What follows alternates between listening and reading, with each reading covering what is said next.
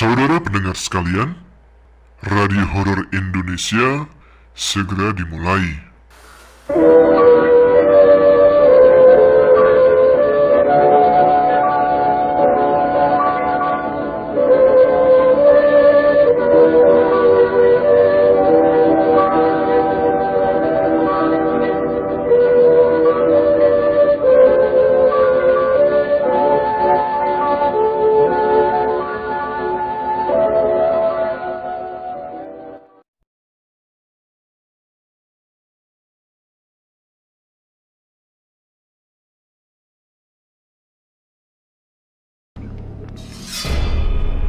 Assalamualaikum warahmatullahi wabarakatuh.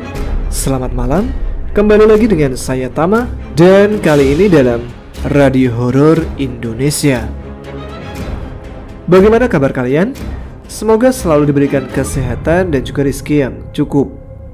Seperti biasa dalam segmen RHI FM ini, saya akan membacakan beberapa kisah atau pengalaman-pengalaman mistis yang pernah dialami oleh teman-teman subscriber Ada Apa Gerangan. Jadi langsung saja kita menuju cerita yang pertama. Teman-teman, ada apa gerangan? Ceritanya mulai dari sini.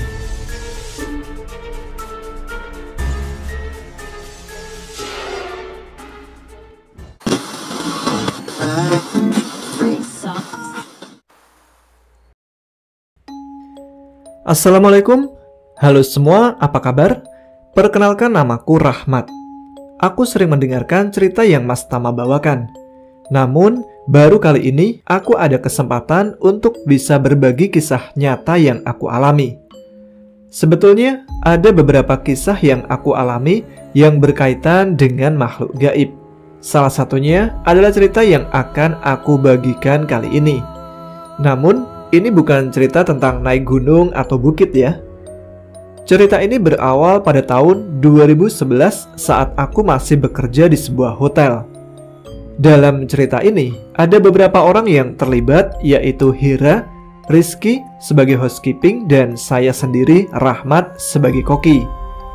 Kebetulan hari itu aku kebagian kerja shift sore.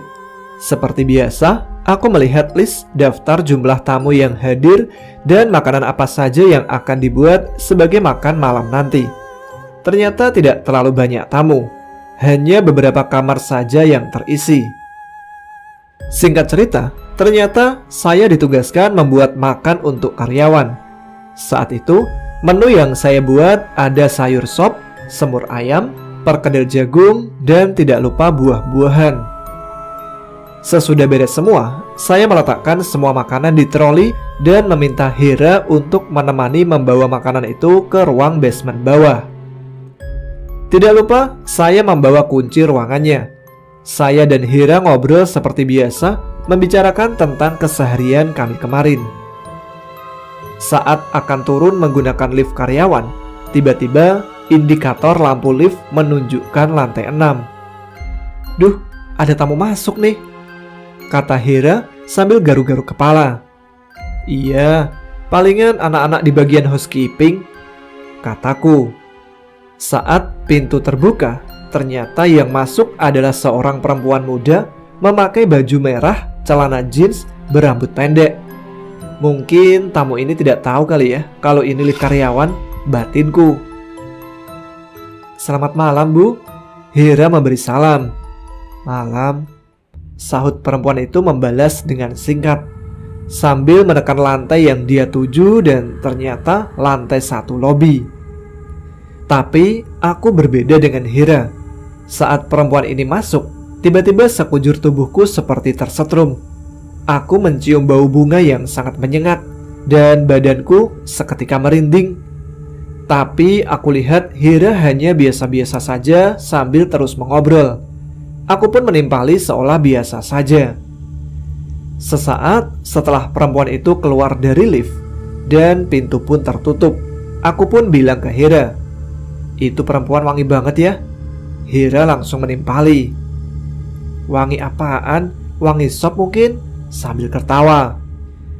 Singkatnya, kami pun sampai di basement. Namun, begitu sampai di basement, Hira ditelepon oleh seniornya disuruh untuk kembali ke atas karena ada tamu yang ingin makan.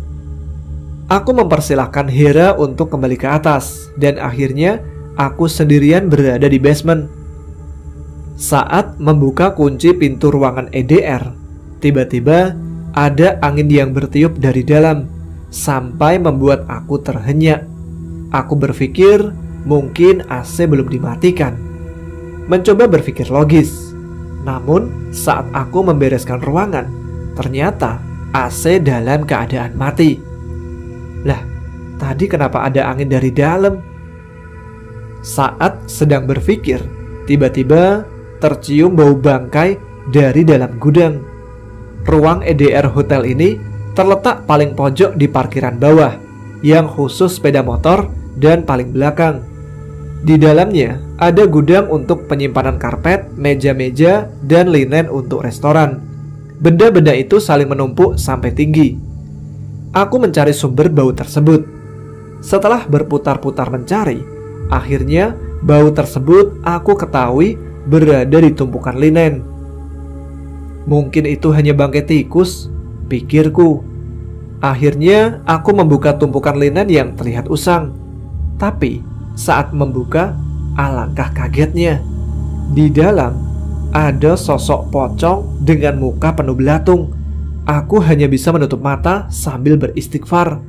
Sebenarnya aku tidak takut melihat mereka, karena dalam beberapa kesempatan aku sering diperlihatkan sosok mereka, meskipun hanya sekilas, dimanapun aku berada.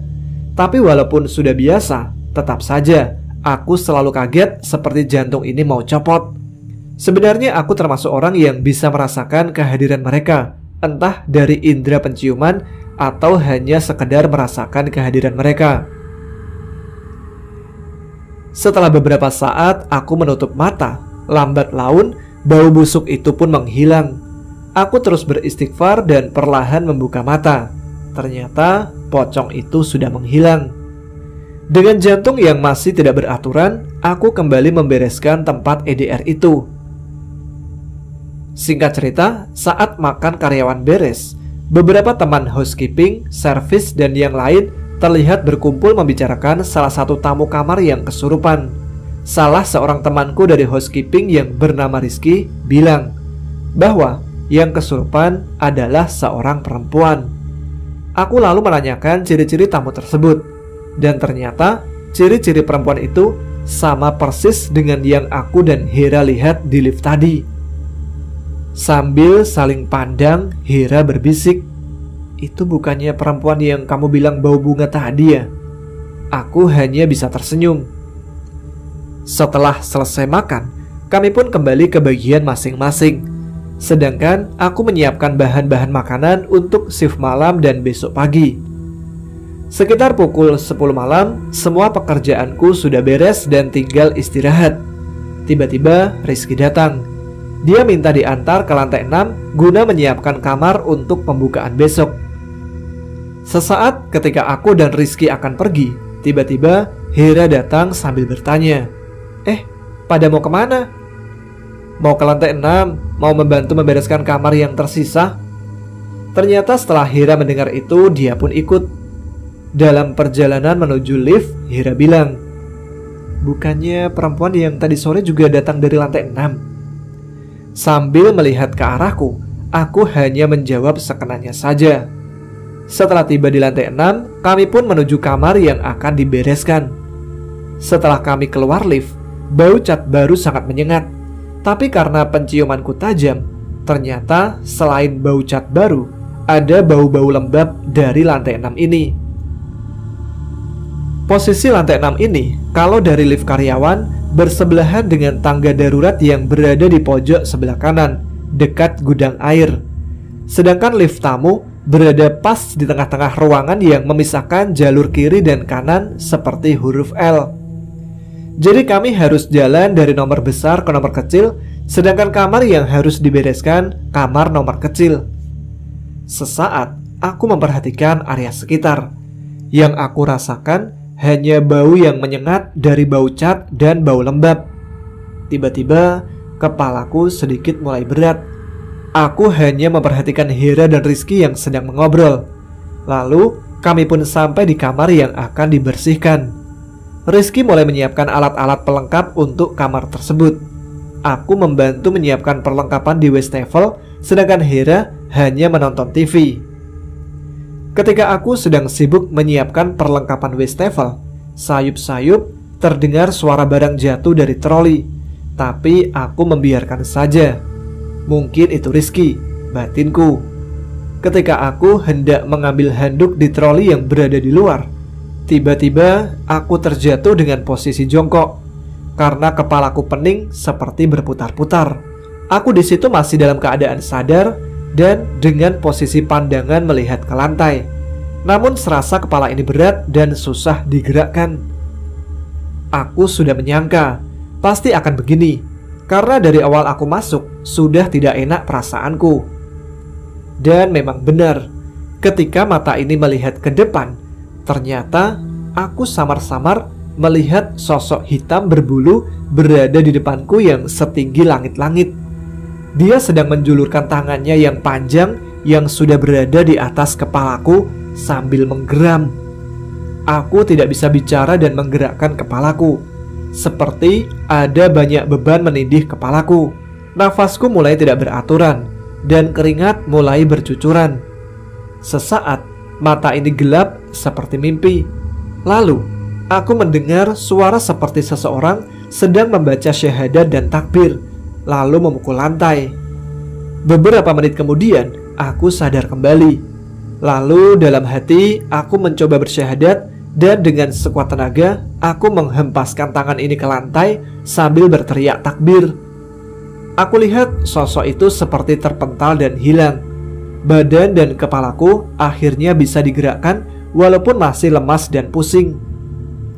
Saat aku melihat ke arah kamar, ternyata ada yang terjadi kepada Rizky. Tampaknya dia juga diganggu. Aku lihat dia terpaku di cermin rias sambil menunduk. Aku panggil-panggil kedua temanku, tapi tidak ada jawaban. Sambil sempoyongan, aku memegang dinding supaya tidak jatuh dan segera menghampiri Rizky.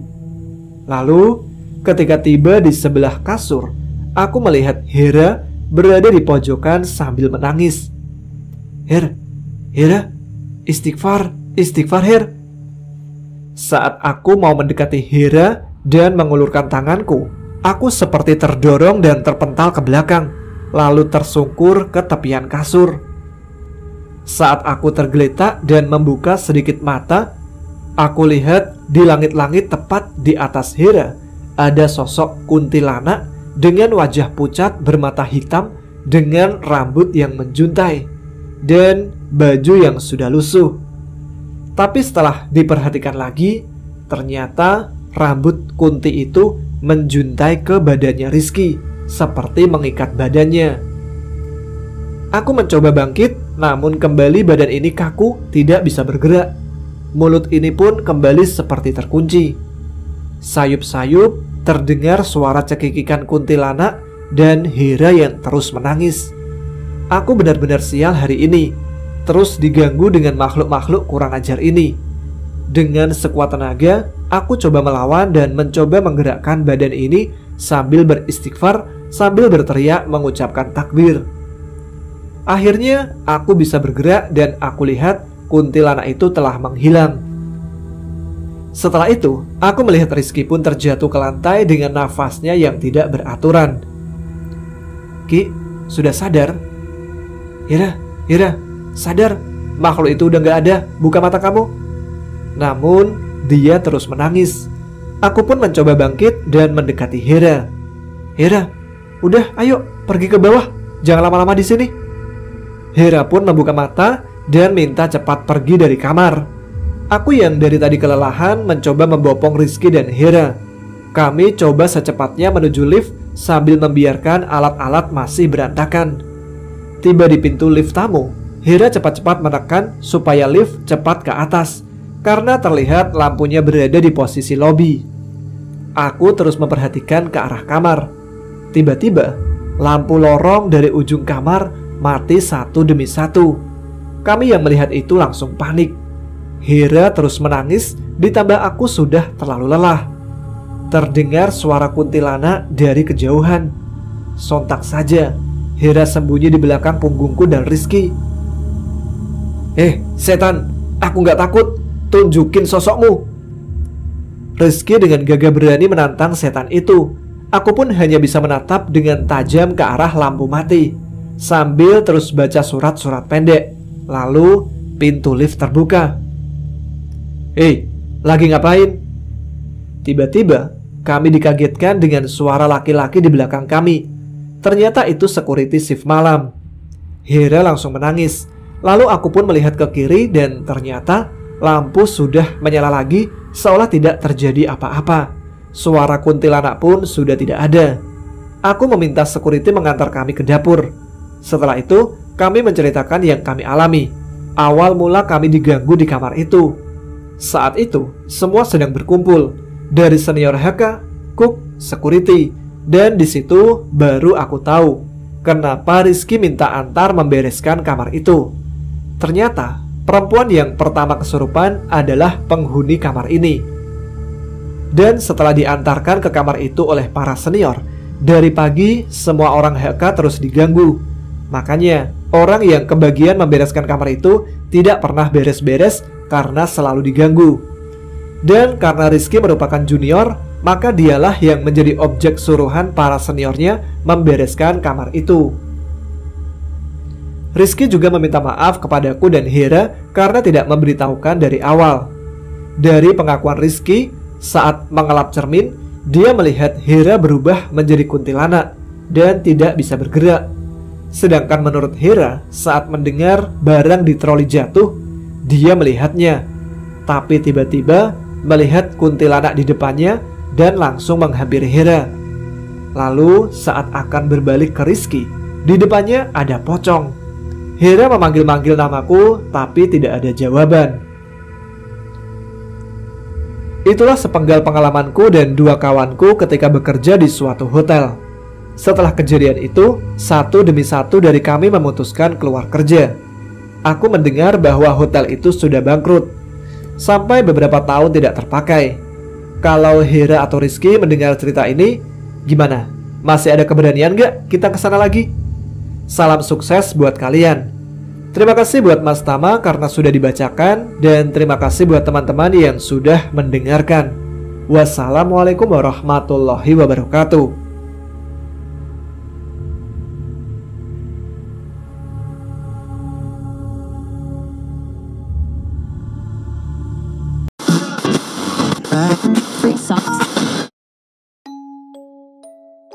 Assalamualaikum, nama saya Putra dari Bogor.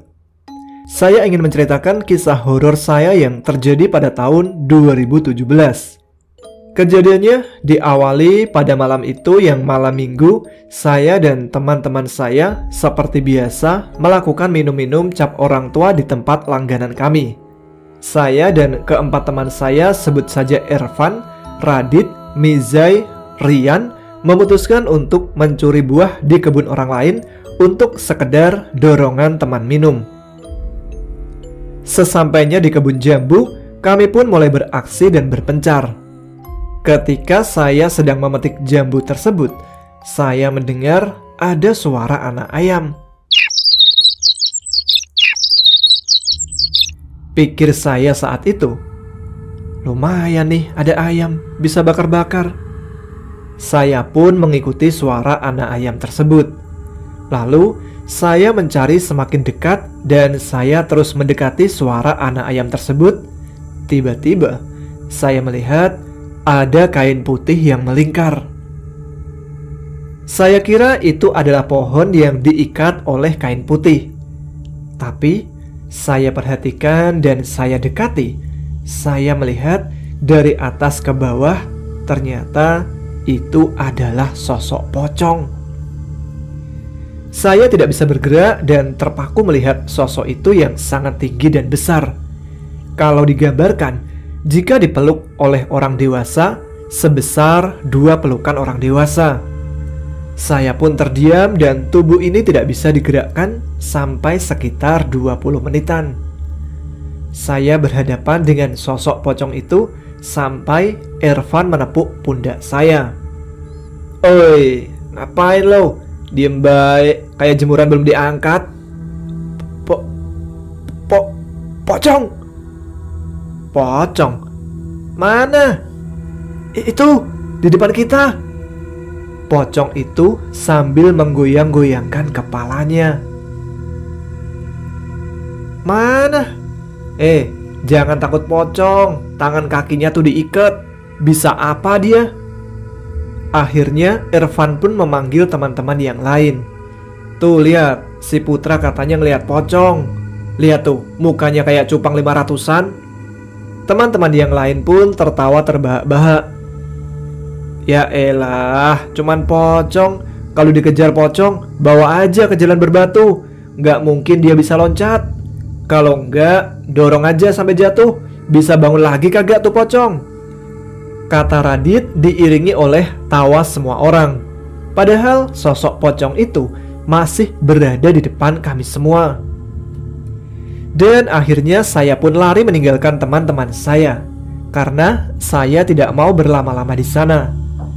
Kami pun mulai kembali ke tempat jamu dengan membawa jambu hasil curian kami.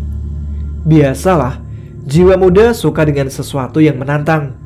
Mungkin hampir semua pendengar pernah melakukan itu.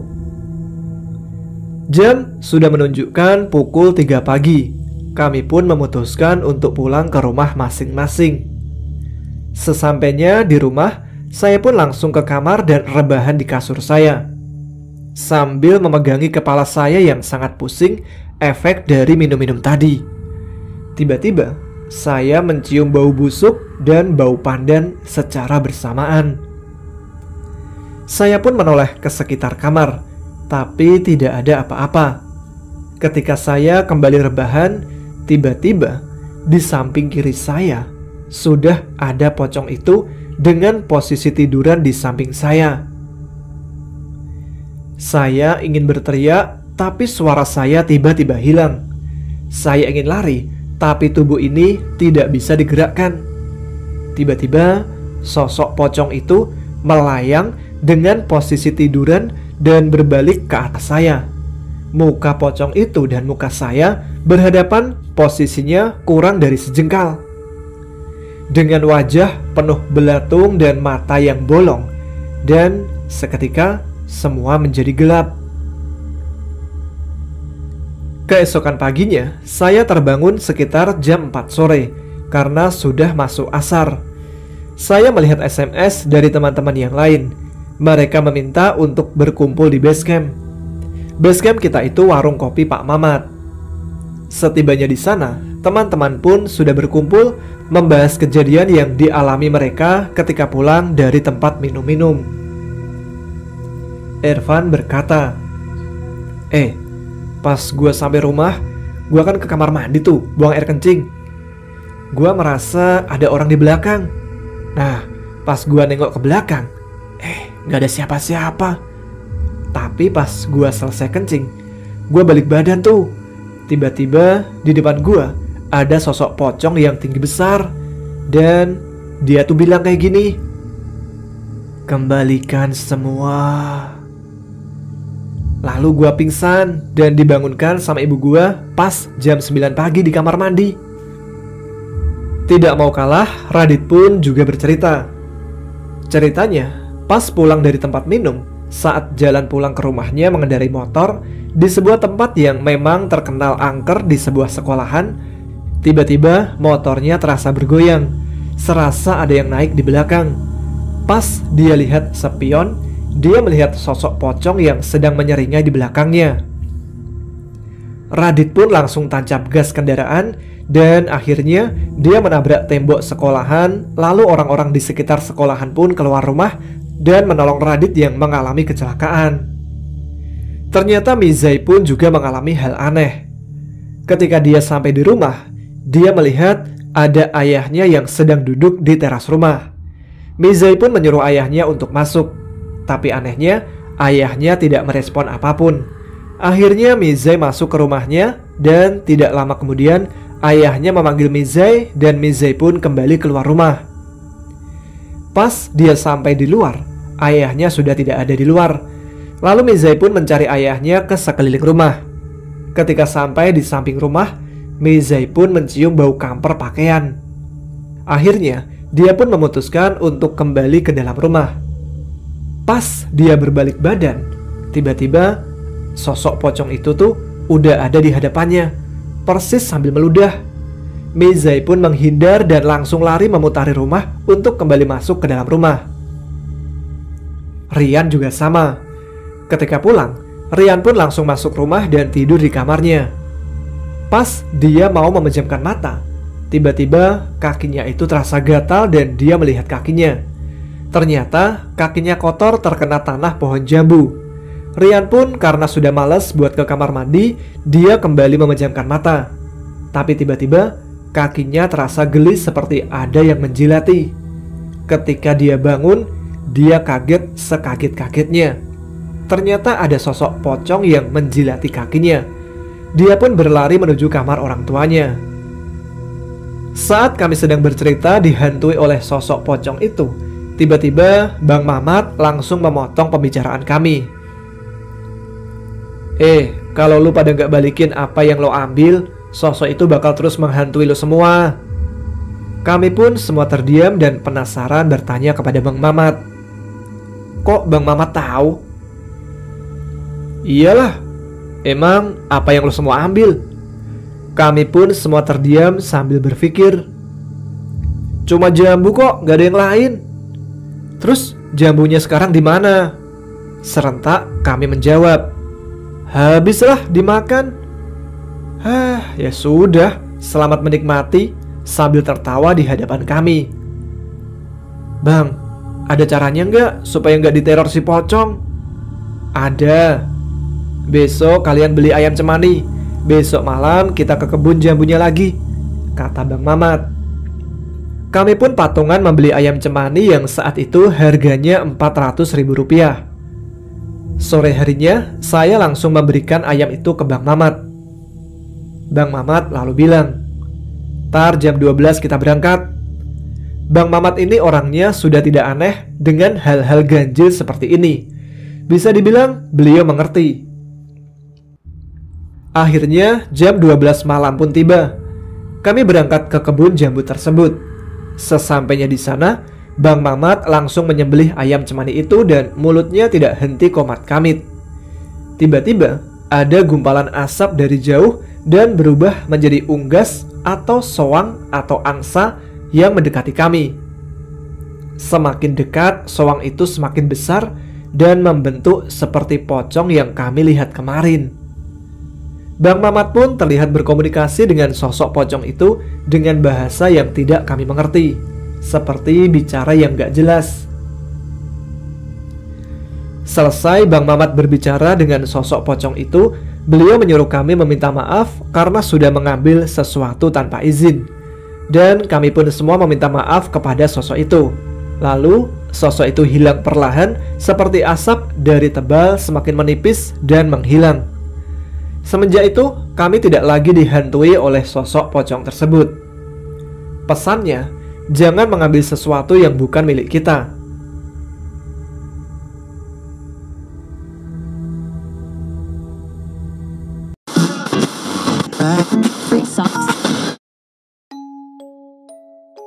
Perkenalkan, saya Rio dari channel Rio Kio Channel.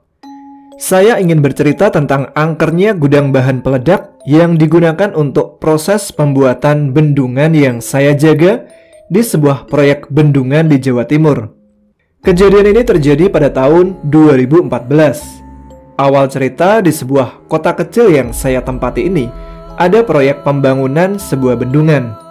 Alhamdulillah, ketika saya melamar kerja di sana langsung diterima dan ditempatkan di penjagaan gudang. Namun kadang-kadang juga ikut kerja di lapangan. Jam kerja dibagi 3 shift dan bergantian jaga bersama 2 teman saya. Setiap kali jaga ditemani oleh orang dari pihak kepolisian. Posisi gudang yang saya jaga itu sebelah kanannya adalah sungai dan di belakangnya sumur yang sudah tidak dipakai. Sedangkan sebelah kirinya adalah jalan. Di suatu malam, ketika saya kebagian jaga, ditemani oleh 2 polisi yang bernama Edi dan Kolik. Setelah selesai sholat isya, saya dan kedua polisi itu main kartu remi, sekedar menghilangkan rasa ngantuk. Waktu itu cuaca dari sore hujan gerimis sampai hampir pagi. Jam 10 malam, saya izin patroli keliling gudang. Saya berkata kepada Bang Edi, "Bang, saya izin ya mau patroli keliling gudang." Bang Edi menyaut, "Mau ditemani nggak?" "Nggak usah bang, sendiri aja berani kok. Ntar kalau ada apa-apa, saya kontak lewat HT." "Oke, hati-hati ya." Suasana waktu itu gerimis tipis, sepi karena gudang itu harus jauh dari pemukiman warga. Patroli saya awali dari sebelah kiri gudang, sambil saya mainkan senter melihat sekeliling gudang dan memastikan kondisi aman. Setiap berjalan 50 meteran, saya berhenti untuk mengecek HP. Sekitar 2 menitan, tahu-tahu di belakang saya ada Bang Edi yang berteriak, "Awas, awas, ada ular!" Saya kaget dan langsung lompat sambil lari tanpa pikir panjang. Kata Bang Edi, tadi ada ular weling di bawah kaki saya. Untung saya nggak digigit. Sekali gigit bisa langsung tidur nggak bangun-bangun, gumam saya. Bang Edi menjawab, "Jangan sampai lah, ntar malah ngerepotin saya kamu." Untuk memastikan, saya cek lagi sama Bang Edi. Ternyata ular itu masih ada. Dia berjalan pelan-pelan pergi ke arah semak. Mau saya bunuh, tapi nggak tega. Akhirnya saya biarkan. Saya lalu bertanya ke Bang Edi, "Kenapa bang, kok nyusul?" Kata Bang Edi, perasaannya nggak enak. Jadi dia memutuskan untuk nyusul. Ternyata benar, ada ular di bawah kaki saya. Lalu saya memutuskan sama Bang Edi untuk melanjutkan patroli gudang. Melewati sumur tua sampai pinggir sungai, alhamdulillah aman. Sesampainya di pos jaga, ditanyain oleh Mas Kolik, "Patroli kok lama banget?" Saya menjawab, "Tadi ada ular mas di bawah kaki saya, tapi alhamdulillah aman, gak kenapa-napa." Mas Kolik menjawab, Ayo, dilanjutin main kartunya." Tidak terasa, sudah jam 1 malam. Waktunya berpatroli lagi. Lalu saya pun izin patroli pada Bang Edi dan Mas Kolik. Sahut Mas Kolik, "Berani yo patroli sendiri? Ntar kalau ada apa-apa, teriak-teriak aja ya, atau kontak di HT." "Oke, siap mas." Seperti biasa, saya patroli sambil memainkan senter kanan, senter kiri. Cuaca saat itu tetap hujan gerimis tipis-tipis. Sesampainya di sumur tua, dalam cahaya remang-remang, saya melihat sesosok putih-putih secara perlahan turun dari atas langit. Saya mengamati terus. Ternyata itu sosok pocong. Pocong itu melayang diam sejenak di atas sumur tua. Untuk memastikan bagaimana penampakan wajahnya, saya pun mengarahkan senter ke arah wajahnya. Namun, belum sampai senter kena ke wajah, pocong itu secepat kilat masuk ke dalam sumur. Sekujur tubuh terasa merinding seperti mengembang kepala jadi kayak membesar. Setelah menunggu beberapa detik, mental saya kembali normal. Segera saya cek ke dalam sumur tua itu. Saya senterin dan gak ada apa-apa. Air juga tenang. Dan alhamdulillah si pocong itu gak muncul. Gimana jadinya coba kalau pas saya cek ke dalam sumur, tahu-tahu dia nongol. Wah, bisa-bisa saya pingsan atau kencing di celana. Setelah kupastikan gak ada penampakan lagi, kuputuskan kembali ke pos jaga. Sampai pos ditanya oleh Bang Edi, "Kok lama patrolinya? Ada apa lagi?" Saya kontak di HT gak ada jawaban, sampai saya tinggal tiduran. Saya pun menjawab, "Tadi di belakang pas di sumur tua ada yang ngajak kenalan bang." "Maksudnya?" "Ada pocong masuk dalam sumur bang." Bang Edi menjawab, "Gak kasihan yo? Gak kamu tolongin? Kan dia gak bisa renang, kaki dan tangannya diikat." Canda Bang Edi sambil tertawa-tawa. "Gak lucu lah bang, saya aja mau lari." Sudah, pada tidur aja. Saya tak jaga," sahut Mas Holik. "Ntar kalau ada apa-apa saya bangunin." Setelah saya tidur, di mimpi saya didatangi oleh sesosok putri cantik seperti Cinderella. Dia mengajak saya berjalan di pinggir sungai yang berada di sebelah gudang. Sesampainya di pinggir sungai, tangan saya ditarik-tarik mau diajak masuk ke dalam air, tapi saya menolak. Namun tangan saya tetap ditarik dengan kuat. Saya berusaha sekuat tenaga untuk melepaskan genggaman tangan si wanita cantik itu, sambil minta tolong kepada Allah. Tahu-tahu, wanita itu melepas pegangannya dari saya. Sekejap, saya terbangun dan membuka mata. Ternyata cuma mimpi. Kata Mas Kholik yang belum tidur, katanya dalam tidur saya teriak-teriak. Tidak begitu lama, terdengar azan subuh. Saya putuskan sholat subuh secara bergantian karena tempat sholat yang sempit. Alhamdulillah sampai pagi aman. Jam 7 oper shift dengan Pak Mesdi. Setelah 2 hari, saya kebagian lagi waktu jaga malam. Di waktu pagi itu, cerah sampai malam, ditemani oleh satu polisi yang bernama Pak Yuda. Jam 9, Pak Yuda ngomong, "Mas Rio, kamu tidur duluan aja. Ntar jam 1 saya bangunin, gantian aku yang tidur." "Oke, siap Pak," sahut saya. Setelah saya terlelap, saya kebangun, tapi mata sulit dibuka. Badan juga tidak bisa digerakkan. Saya terus membaca doa-doa sebisa saya dalam hati. Mau teriak juga nggak bisa. Perlahan mata saya terbuka, tapi tetap tidak bisa teriak dan tidak bisa bergerak. Dan kagetnya, setelah mata ini melihat ke sebelah kanan dekat kaki, ada putri cantik dengan wajah pucat yang sedang duduk seperti menunggu saya. Setelah saya tatap wajahnya, dia tersenyum dengan penuh arti. Dalam hati, jangkrik, ini wanita yang kemarin malam nari-nari saya dalam mimpi.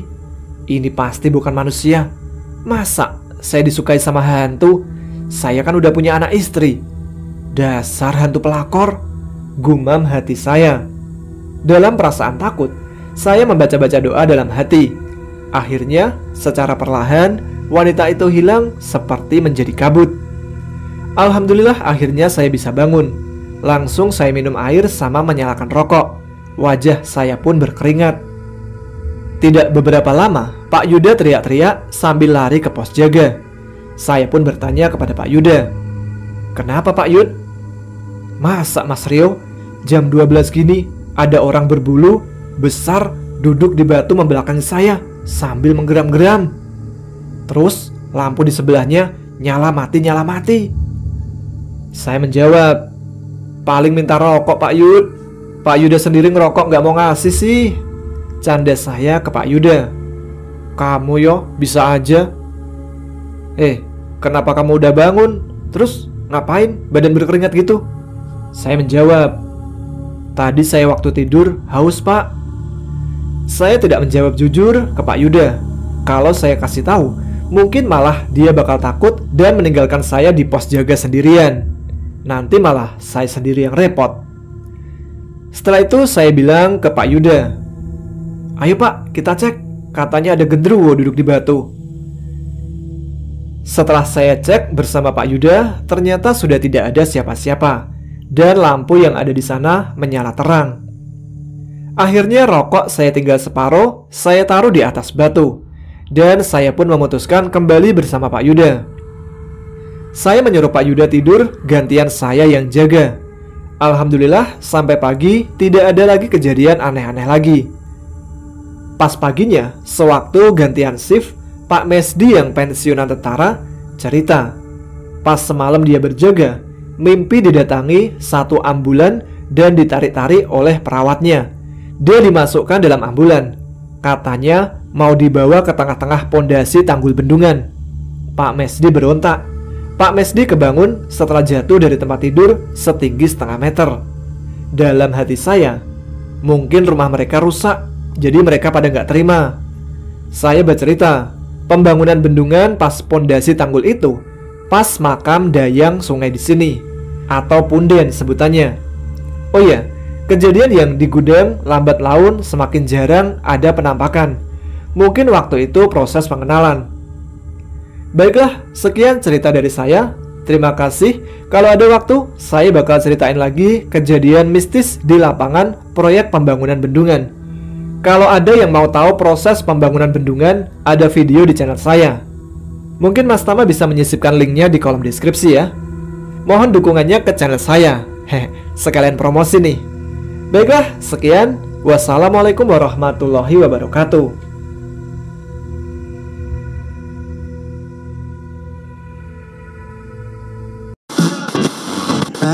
Free socks.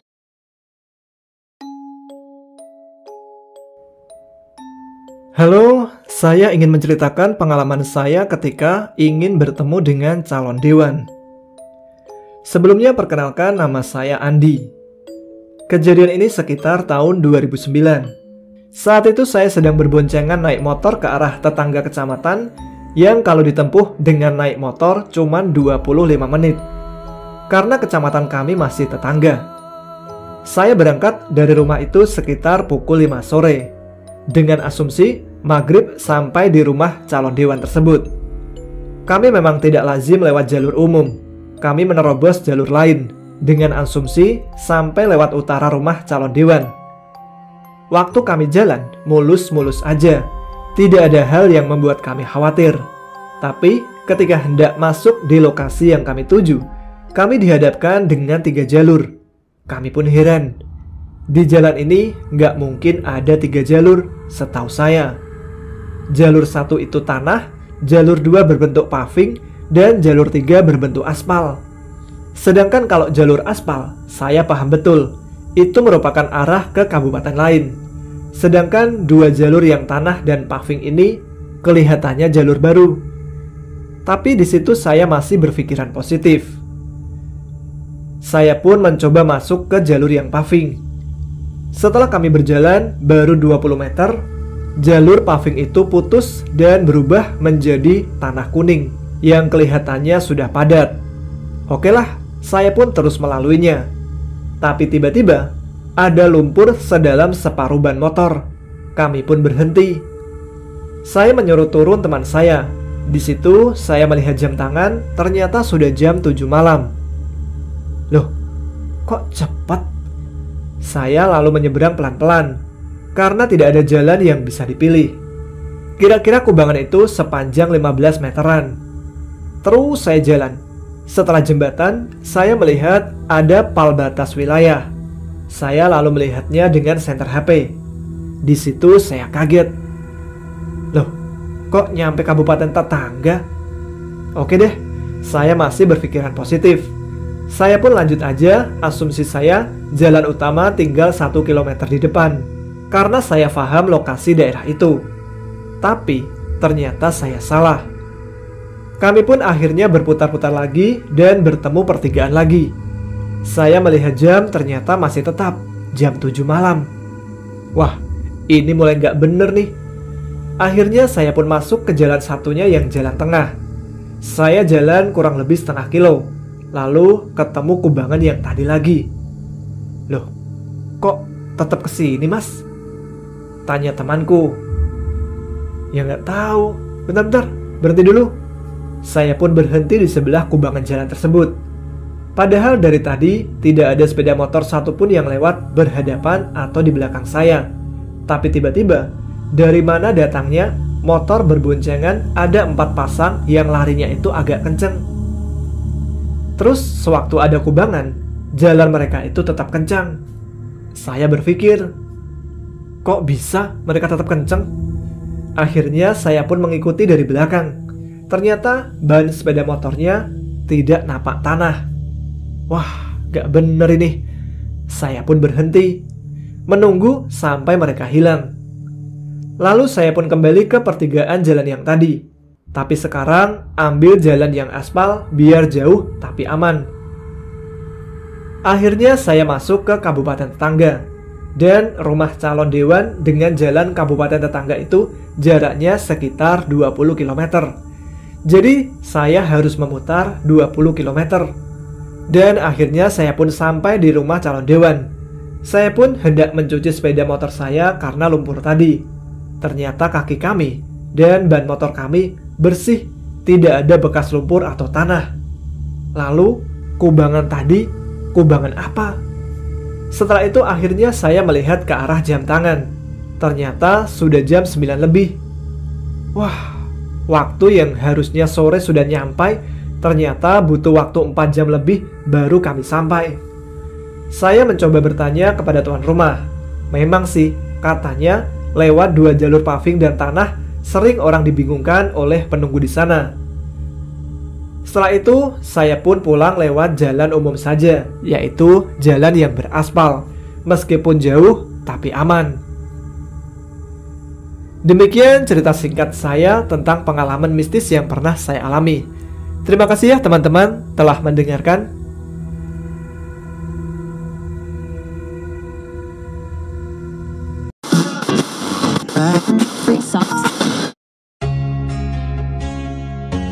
Terima kasih kepada teman-teman yang telah mengirimkan pengalaman mistisnya ke email kami. Dan terima kasih juga untuk semua teman-teman Ada Apa Gerangan yang telah menyimak RHI FM kali ini. Semoga dapat menghibur kalian malam ini. Namun, sampai di sini saya menemani teman-teman. Jangan lupa subscribe bagi yang belum, tuliskan komen, tunjukkan eksistensi kalian. Saya Tama pamit, tetap semangat, jaga kesehatan, selamat malam, selamat beristirahat. Wassalamualaikum warahmatullahi wabarakatuh.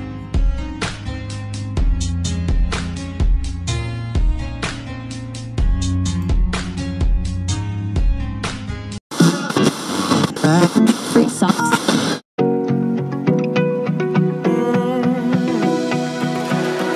I found a picture we took many years ago, when I said to you we would never grow old.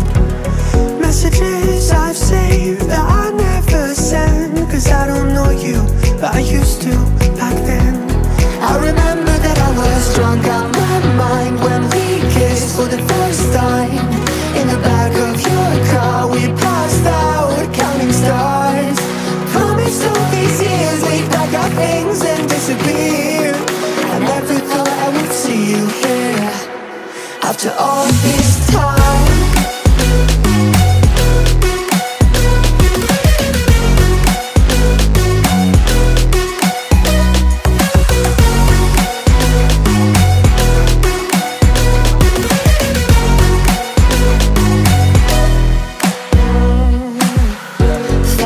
Away out of this small town, got a place at school you didn't hang around.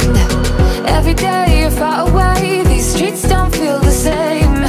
Everywhere is painted with your name. I remember that I was drunk out my mind when we kissed for the first time. In the back of your car we passed out counting stars. Promised all these years we'd pack our things and disappear. I never thought I would see you here after all this time.